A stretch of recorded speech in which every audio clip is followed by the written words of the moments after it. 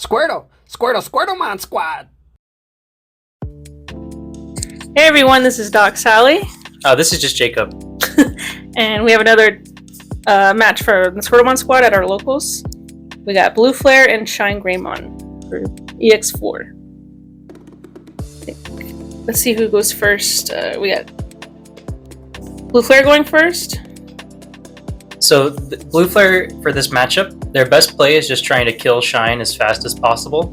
So right here, he's just playing Blazing to search for his key pieces, all of his OTK pieces, and just trying to set up for later on in the game. Shine overall is a pretty slow deck in this format. You have to spend a lot of turns just evolving up and playing Tamers, so Blueflare is really able to take advantage of that and knock you out really quickly. Yeah, and Blazing is just so good. Oh, and right here, I'm just searching out for Tamers. The Biomon's a pretty good card because it lets you grab all of your Digimon, since most of them are vaccines, and also Marcus. So it's kind of like an additional searcher you could run, since the only really good searcher is the BT12 Aga we're playing right here to look for Marcus. Yeah, earlier there was some miscommunication about the Biomon search, but we fixed it, so that's why it looked kind of awkward, or looked like he was stacking, but he was not. So this is a really good start, I think, for Blueflare, with having the boost, a Tamer, and having a rookie in the back. Yeah, it just shows how strong Blazing really is. The ability to have one card grab you not only 2 pieces, but also a free Tamer every turn, just gives you a lot more tempo than you really need most of the time. I see Jesus showing off. Ooh, Ice Ball. Right here, I'm just swinging in with all my rookies because Blueflare really pops off the minute you have 2 bodies on board. So right now, I'm just trying to swing in and eliminate all my little level 3s because I don't want them to stay around for him to stun and profit off of over the course of the game. Swing. Nice. Likewise, he's just chipping away at me with his rookies too, just to get a little chunks of damage in up before he starts to TK. And here he's just searching for more pieces to complete his combo. Yeah, it always feels good to get the free Greymon with the Gauss, and you get the draw with the Tamer out. So it's all just looking really good for Blueflare. Yeah, the Greymon is definitely the best target to play off of the Gauss, just the ability to search. And then even if it's removed, they can just save it to use it for later.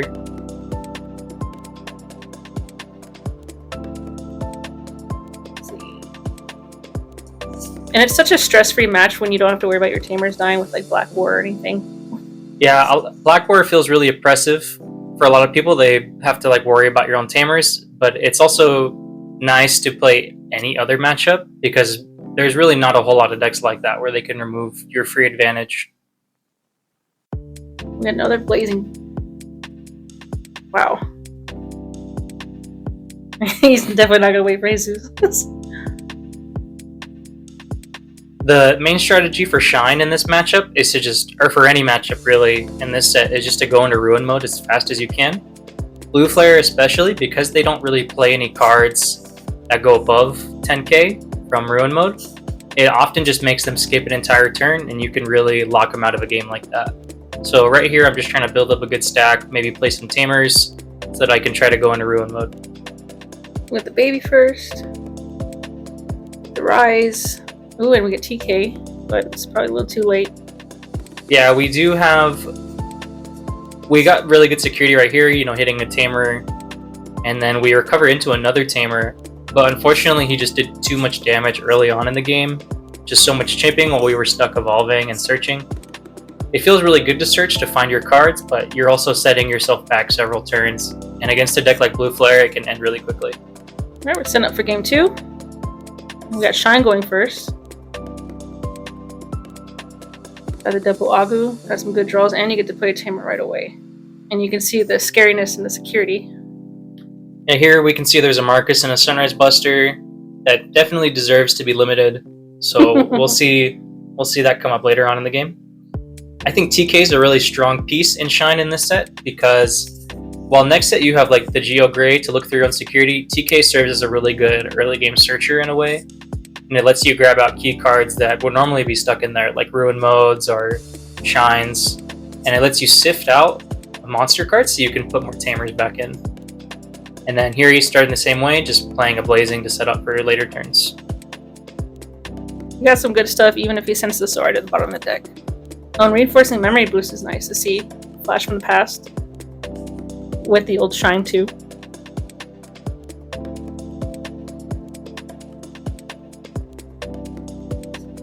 Three.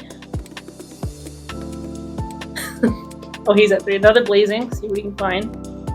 Zeke's always good for finishing the game. Yeah, the combination of the red metal gray X's and Zeke's and all the unsuspending really gives it a lot of strong knockout potential that a lot of other decks just can't keep up with the speed of.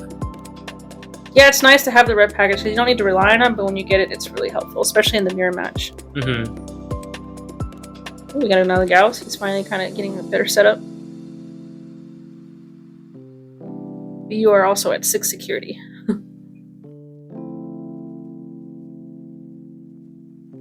Right. Agu. Yep, right here he's just stunning the Agu so that he's making me keep that body on board, and if I do any other moves to push out, he's just going to punish me really badly. Yeah, I was saying earlier too, it's just amazing how many people do forget to not play 2 Digimon at a time, and I'm bad of it too. You just get stuck. Here we see how strong the EX4 Geo Gray really is. It almost feels like the best card you have in Racing, just to gain that one memory over and over. Whenever you push out, and it lets you go into a lot of combos that you wouldn't normally with other decks just sitting on a 4. We get Marcus. Now we also get to see why the old Shine can actually work out really well. Marcus's main gimmick is that when he attacks, he suspends himself to let you evolve for free.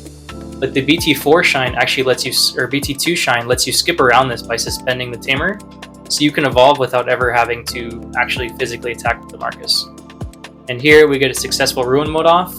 Like I said earlier, Blueflare really struggles under that blanket minus 10k effect, so he's pretty much just locked out of a turn. Yeah, and they get it for free and all in one turn, because typically you end up passing turn with Ruin mode, and it's still really good regardless. Mm-hmm. On Sorai. While he's not stripping anything with this Sorai, it's still a good play overall, just because, once again, he's stunning a body that I won't be able to do anything with.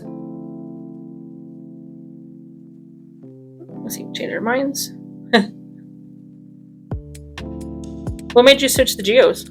At first I wanted to do the memory one, just because I like getting that memory, but I also wanted to save it for a future turn because it's really good to have in a raising stack, like I was saying. I actually should have played it out onto the field to gain that memory. It actually came to bite me on the next turn because now I'm only working with 3 instead of the 4 that lets me play the Marcus. Oh, I see. We're gonna Agu hit. Oh yeah, I think he digivolved that in the back, the Greymon. Yeah, Blueflare doesn't usually evolve in the back. He's likely just doing it to get additional draws and to get his good pieces out. Yeah, because it looks like there's a lot going on, but it looks like he's missing pieces too. Yeah. Like right now he could have gone for a red stack or a Zeke to really do a bunch of damage. But right here, he's just trying to chip away before we ruin him again, since we have all the resources in the back. Alright. Pop the Blazing. Yep, does the Zeke. Does some more damage while he can. And try to be big enough in case there is another ruin coming. Yeah, Zeke is really the only card that they play that can get over that 10k barrier. The only weakness here is that it can still be popped through Ruin plus all of its inheriteds. But in order to do that, I have to get the minus 10k, which means not only evolving another Ruin, but killing it on the same turn. Yeah, and you already did up the X antibody in the back. The good play right here would have been able to get that 1 memory off the Geo, because then we could hard evolve into Shine for 3 and then evolve into Ruin for free, letting us get that blanket 10. But since we're only working with less memory, we aren't able to trigger the Ruin at the same time. And another Ice Wall. It looks like it doesn't really hurt you too bad right now. Yeah, we didn't have much else we could do with the memory. So right now we just go into Ruin mode, just evolving for the 4. We have to do it this turn because we need to clear his board, otherwise he'll just kill us next turn. But it does feel bad because now he can still attack us with Metal Grays, since them being 7, they can get over the minus 5k. Alright. The minus 5k is helpful too, because they only become 2s and they'll die to security, but now that they have access to the jamming male bird, they don't really have to worry about any security threats. It's blazing again, all the way 7. Another issue is that because the Geo was stunned earlier, we're stuck with 2 bodies on board, so with just 2 metal grays, he can easily hit us for lethal right now. Right.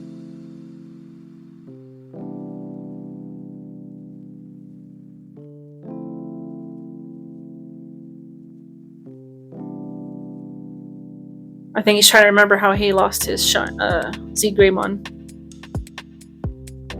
So we got 1. So there's the first one, it swings and unsuspends.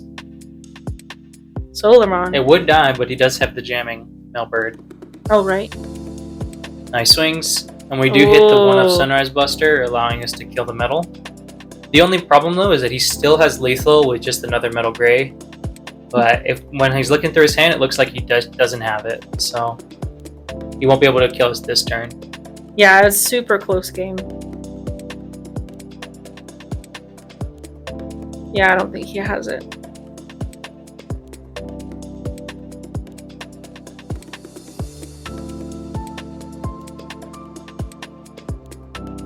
Let's see. Digital's in the back, which feels bad, but I know he gets the draw, and I think he gets it right here, and it's just a little too late.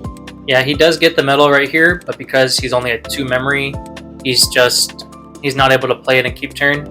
Otherwise, that likely would have been game, but now we just get to activate all our combos all over again and just hit for game. Yeah, and he didn't have the right mailbird either to stun both things, which also really hurt him. Yeah, the jamming is more useful for lethal, but he just unfortunately didn't have the second metal. Alright, he's gonna go first, like all blue flares want to do. He got the rookie. Yeah, it feels a little bad playing Blueflare, you almost always give your opponent like a good surplus of memory, but you are an aggro deck at the end of the day. So I feel like going first is the right move, since you're just able to chip more and more to get that push towards lethal. Yeah, and sadly he played the mailbird without the tamer. It looks like you also dropped your own 5. Yeah, if you look at our opener at the beginning of this game, all we draw are 3s and 5s, not even any tamers, so we're really just struggling for any playable cards. Shine has a lot of explosive power, but a lot of it is very dependent on tamers. So when you have a game with no tamers, you're really just playing vanillas. And your top end's obviously in security, so you're losing a lot of that search.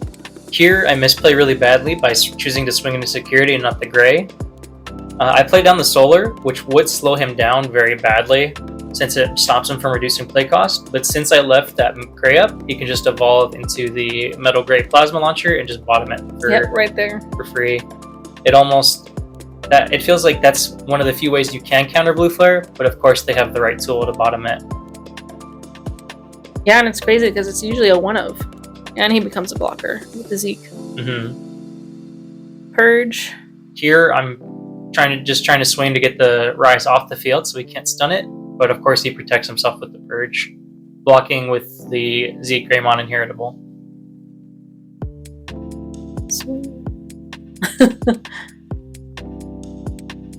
Yeah, all your top ends in security. Another Greymon. Another search. Yeah, he's just continuing to get more and more pieces while chipping away at us one at a time. And since we're so far behind already, we're not getting any damage in. Yeah, sometimes Blueflare feels like a weird mix of really fast, but also like taking your time and getting your pieces, so then you can be explosive and be fast, and it just feels kind of strange sometimes. Here we go for TK, trying to get like maybe something good into security, like our Sunrise Buster or something to stall, but we're probably out of this just from being so far behind right now. It's our local judge shuffling.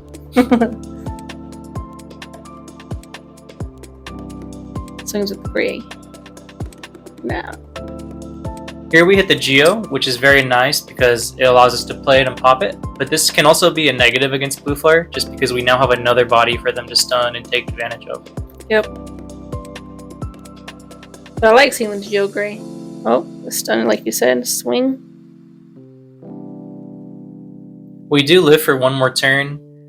and we could have like some hope of recovering, but the fact that we have only one Tamer to really take advantage of, and if we look at our hand here, we actually don't have any level 6s. So we went this whole game with one level 4 and no 6s.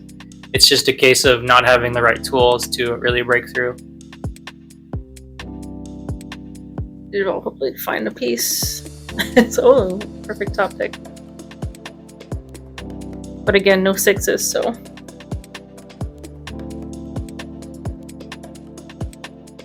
Here we just keep digging and digging, but we're already too far. He has all of his life. So, there's not really much we can do about it. Swing Purge. Go for 1 and choke. But yeah, it's a little late. Yep, he just pushes out. Shine with no defensive tools. We take the last hit, and then we're done. And recover +7. Well, thanks for watching. Don't forget to hit that like and subscribe button. And in our description, we have our Instagram and Discord. Come follow us. Thanks!